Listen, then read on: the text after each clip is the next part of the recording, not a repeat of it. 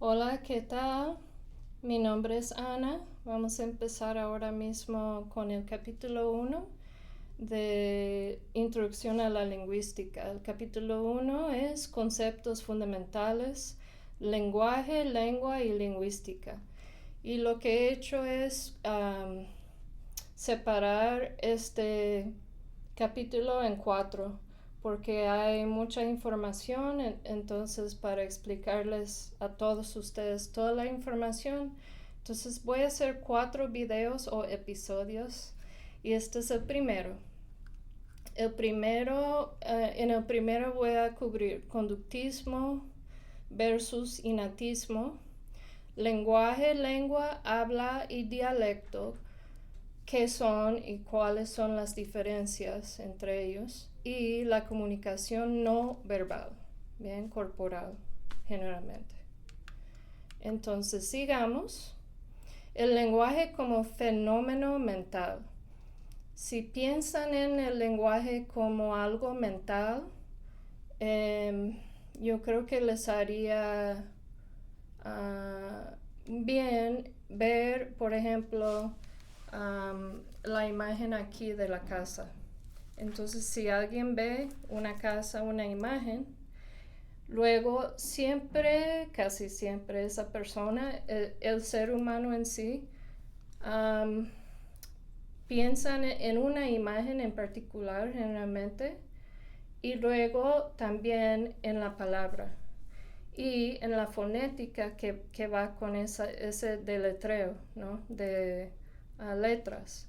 Entonces, aquí tenemos la comunicación biológica, que es la comunicación de los animales en sí, que cada animal se puede comunicar, pero no necesariamente puede hablar. Hablar con la boca, con los órganos aquí, o hablar con signos, ¿no? Que obviamente no sé mucho de los signos de habla, pero de ASL. Entonces tenemos la comunicación biológica y luego la función metalingüística. Bien. Entonces, la comunicación es el hablante que dice la casa, piensa en una casa y luego esa palabra sale por la boca y luego la persona que escucha, que son ustedes, escuchan la palabra y entienden la imagen, la casa. No necesariamente va a ser la misma imagen para cada persona, pero sí hay una imagen también que va. Y bueno, sigamos. Aquí tenemos otra área muy importante que es el conductismo y el innatismo, algo innato. ¿Okay? El conductismo es lo que uno aprende, el aprendizaje que los investigadores Skinner y Watson investigaron, que tiene que ver con la capacidad adquirida. Y luego tenemos de Chomsky la gramática universal, que es una capacidad innata que el ser humano, ya sea un niño, para la lengua, la primera lengua de ese niño, la lengua materna, o puede ser segunda lengua, tercera lengua, ¿no? Aprendida, y una vez que esa persona que está aprendiendo otra lengua, si tiene mucha práctica, así uno adquiere la lengua, pero llega casi a una capacidad innata, ¿no? Si es que ha tenido mucha práctica, también hablan mucho los investigadores, que no sé si apareció en este capítulo, pero hablan mucho sobre el periodo crítico, que es el periodo en que un niño entre ciertas edades aprende la lengua materna, ¿bien? Entonces les voy a dar un ejemplo para que entiendan un poco mejor la diferencia entre conductismo e innatismo. El ejemplo tiene que ver con un estudiante L2 de segunda lengua. Digamos, si tienen si ustedes no son nativo hablantes del español, o si han visto a otros que están aprendiendo el español, un concepto gramatical bastante difícil es pretérito imperfecto. Entonces, este estudiante aquí, ella puede leer mucho, entender mucho sobre pretérito imperfecto, saber cuándo se usa pretérito, cuándo el imperfecto, pero a hora de aplicar, no es automático, no se puede automizar. Entonces la capacidad innata es de esa persona que sí puede automizar, ya sea un hablante de segunda lengua que ha estudiado varios años el español como yo, o un nativo hablante. Bien, entonces ahora tenemos la diferencia entre lenguaje, lengua, dialecto y variedad, habla. Entonces les voy a explicar un poco esto porque ven aquí que lenguaje es el concepto, el mayor concepto, no es el más importante, pero es el que enfoca, se enfoca en más, cualquier lengua aparece bajo lenguaje. Ok, vamos a ver. El lenguaje es algo universal, facultad del ser humano de comunicarse. Pero la forma de comunicación del ser humano es la lengua, ¿no?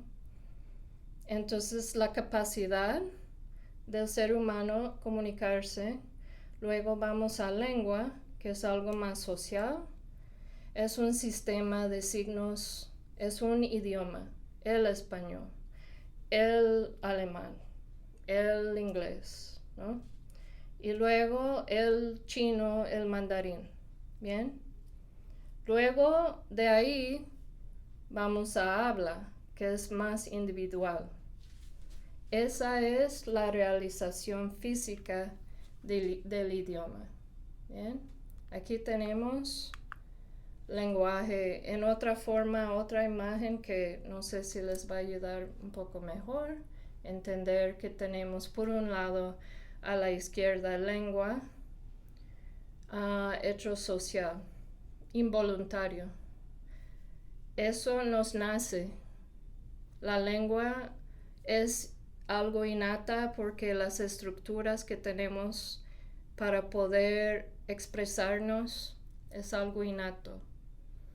Luego tenemos, esa es la lengua. El habla está al otro lado, ¿no? Y es algo voluntario. Ok. También tenemos el dialecto, que va bajo lenguaje y lengua, pero entre lengua y habla. El dialecto sería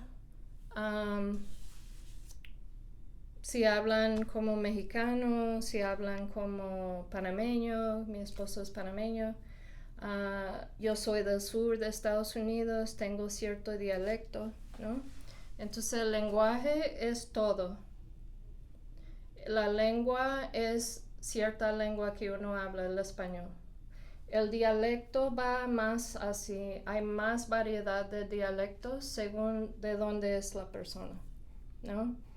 Si uno es de Argentina, hay muchos términos que tal vez no entiendan, ¿no? Pero hablan la misma lengua, ¿ok? Y luego el habla es el individual de cada uno de nosotros. Entonces tenemos las diferencias aquí. Ok.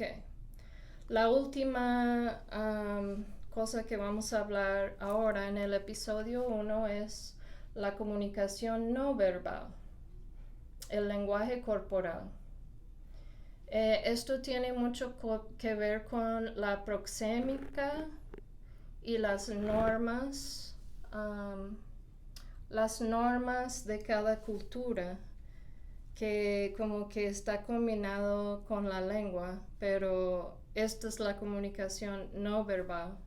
Entonces yo diría que un lenguaje corporal tiene algo que ver con la lengua de una persona. Y por estas razones que les voy a explicar. Estos son unos ejemplos. Para expresar con los tres con los dedos, algunos hacen así, que ese es al estilo, yo diría estilo americano. 1, 2, 3, ¿no? Otros, como mi esposo, hacen así, no, perdón, así.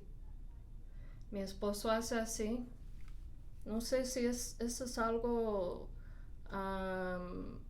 de todos los que hablan español. No creo que va por áreas. Entonces Centroamérica, tal vez Sudamérica, sí no hay mucha influencia europea, pero entonces llegamos a la última manera, que es así. Ven que esa es mi tendencia, ¿no? Los europeos muchas veces hacen así. Entonces, si uno dice, yo tengo 3 carros en la casa y hace así, bueno, si uno está acostumbrado a ese lenguaje corporal, entonces nada, pero si no está acostumbrado, le va a parecer un poco raro, ¿no?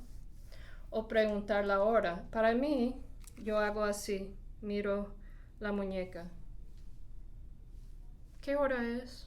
¿No? O la altura, yo hago así. Y ese creo que es el estilo americano, así, sí, tan alto. Mi esposo hace así, que eso me parece bastante raro también. Pero esa es la comunicación no verbal, porque si él me pregunta qué